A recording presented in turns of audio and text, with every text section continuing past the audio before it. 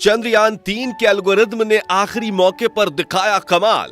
इसरो की automatic landing तकनीक थी इतनी बेमिसाल, जिसे देखकर दुनिया भर में गूंजा हमारे देश भारत का नाम। विक्रम लैंडर के सामने फेल हुए नासा, रूस और चीन के महंगे अंतरिक्ष यान। दोस्तों, 20 अगस्त के दिन रूस के लूना 25 के क्रैश के बाद पूरी दुनिया की नजर सिर्फ इसरो के चंद्रयान पर ही टिकी हुई थी और हर तरफ विक्रम लैंडर की लैंडिंग को लेकर कौतूहल का माहौल बना हुआ था। चारों तरफ इसरो और चंद्रयान-3 की ही बातें चल रही थी। इसी बीच इसरो ने इतनी बड़ी गुड न्यूज दे दी, जिसे सुनकर हर भारतीय की आंखों में खुशी के आंसू छलक आए हैं। पूरी दुनिया में भारत की इस अपार सफलता के गुणगान गाए जा रहे हैं। जी हां, 2014 में इसरो द्वारा देखा हुआ सपना आज पूरा हो चुका है और चंद्रयान-3 के विक्रम लैंडर ने चांद के दक्षिणी ध्रुव की सतह पर सफल लैंडिंग करके ऐसा कमाल कर दिखाया है जो अमेरिका, चीन और रसिया जैसे बड़े देश भी नहीं कर पाए हैं। तो कैसे थे इस मिशन के आखिरी 20 मिनट? कैसे चंद्रयान मिशन में विक्रम लैंडर ने चखा सफलता का स्वाद? जानने के लिए कुर्सी की पेटी बांध लीजिए। चलिए हमारे साथ विक्रम लैंडर की लैंडिंग के रोमांचक सफर पर। दोस्तों, 23 अगस्त के दिन पूरे भारत में टेंशन का माहौल छाया हुआ था और जैसे जैसे शाम करीब आ रही थी, हम सभी की धड़कनें तेज होती जा रही थी, क्योंकि इसी शाम चंद्रयान-3 की लैंडिंग होने वाली थी। इसरो के वैज्ञानिकों की कठिन परीक्षा होने वाली थी और यही शाम भारत की किस्मत लिखने वाली थी। इसलिए शाम के 5:20 पर जब इसरो ने चंद्रयान-3 की लैंडिंग का लाइव टेलीकास्ट शुरू किया, तो 140 करोड़ भारतीय अपने मोबाइल और टीवी स्क्रीन के सामने नजरें गड़ाए बैठ गए और प्रधानमंत्री नरेंद्र मोदी भी साउथ अफ्रीका से इसरो के साथ लाइव जुड़ गए थे और सभी उस पल का इंतजार कर रहे थे जब विक्रम लैंडर की लैंडिंग शुरू होने वाली थी। इंतजार के इन घड़ियों में हर एक पल 1 घंटे के जैसा मालूम पड़ रहा था, लेकिन आखिरी में वो पल आ ही गया जब विक्रम लैंडर की लैंडिंग शुरू होने वाली थी, जिसे देखने के लिए सिर्फ भारत ही नहीं बल्कि पूरी दुनिया के लोग उत्सुक थे। और इस मिशन को लाइव देखने से भारत के दुश्मन देश यानी चीन और पाकिस्तान भी खुद को नहीं रोक पाए थे। तो आखिर क्या हुआ आखिरी के उस 20 मिनटों में, जिसके बाद चंद्रयान-3 ने इतिहास रच दिया?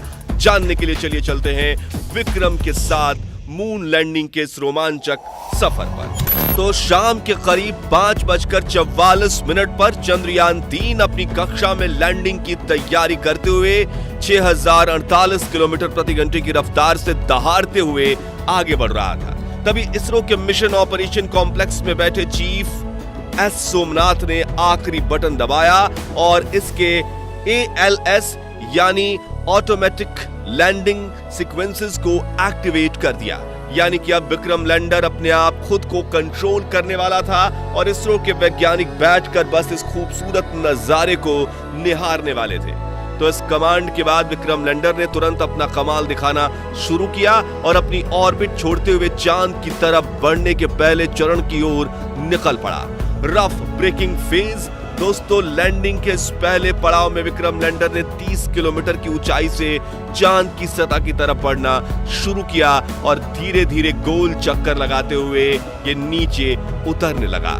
इस दौरान शुरुआत में इसकी रफ्तार 6000 किलोमीटर प्रति घंटा थी, लेकिन इसके अपने चारों डिबूस्टर इंजन को ऑन करके विपरीत दिशा में दबाव देने से धीरे धीरे रफ्तार कम होने लगी। करीब 11 मिनट 30 सेकंड्स के बाद इसने अपनी रफ्तार को 1300 किलोमीटर प्रति घंटा कर दिया था और ये सतह से सिर्फ और सिर्फ 7.4 किलोमीटर ऊंचाई तक पहुंच चुका था।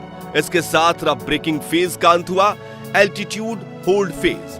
अपने लैंडिंग मिशन के इस पड़ाव में चंद्रयान-3 के विक्रम लैंडर ने 2 महत्वपूर्ण काम किए, जिसमें से पहला था लैंडिंग में सहायक कारा और लासा सेंसर्स को ऑन करना और दूसरा था चांद की सतह से अपनी ऊंचाई को कम करते हुए 6.8 किलोमीटर तक लाना।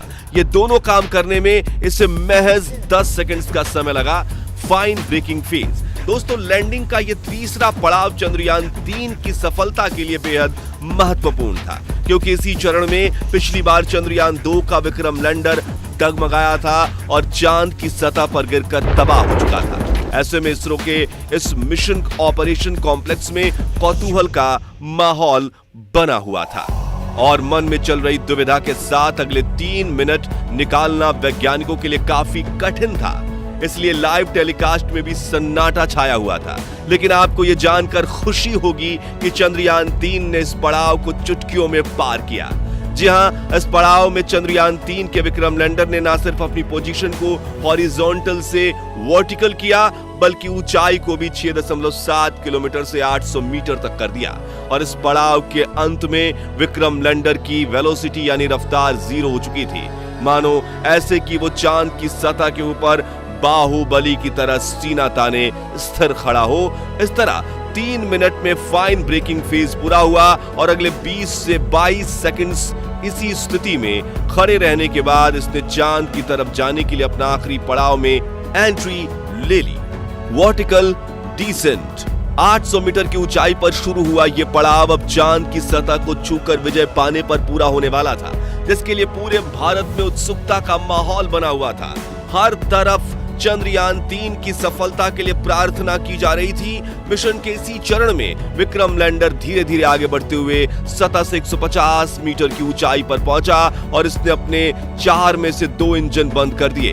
इस दौरान इसकी रफ्तार फिर से 0 हो चुकी थी और ये फिर से 22 सेकंड्स के लिए चांद के पतले वातावरण में होवर करने लगा, यानी तैरने लगा।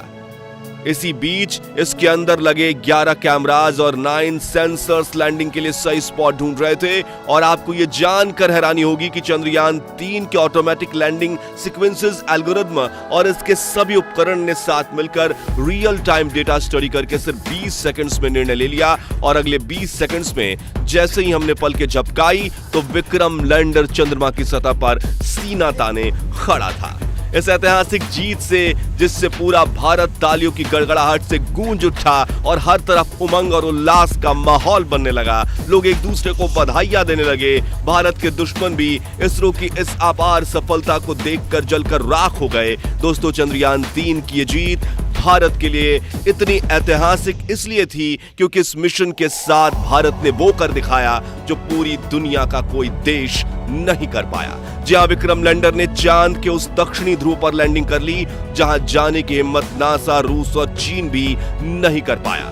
यानी इस कामयाबी के साथ भारत दुनिया का वो पहला देश बन चुका है जिसने चांद के दक्षिणी ध्रुव पर फतेह हासिल की है। इतना ही नहीं दोस्तों, आपको यह जानकर गर्व होगा कि जहां नासा के अपोलो 11 मून मिशन का बजट 3000 करोड़ रुपए था, रूस के हाल ही में फेल हुए लूना 25 का बजट 1600 करोड़ रुपए था। वहीं चीन के चांग ई मिशन का बजट भी 2000 करोड़ के पार था। इसरो ने वही काम सिर्फ 615 करोड़ में करके दिखाया है। इसलिए दुनिया भर की स्पेस एजेंसीज में इसरो के नाम की जय जयकार हो रही है। वहीं अमेरिका, रूस और यूरोप जैसी स्पेस एजेंसीज जो शुरुआती दिनों में इसरो की तरफ देखती तक नहीं थी, वो सभी स्पेस एजेंसीज आज इसरो के साथ स्पेस मिशन करने के लिए लाइन लगाकर खड़ी हैं। सोचिए, इससे बड़ी गर्व की बात आखिर क्या हो सकती है।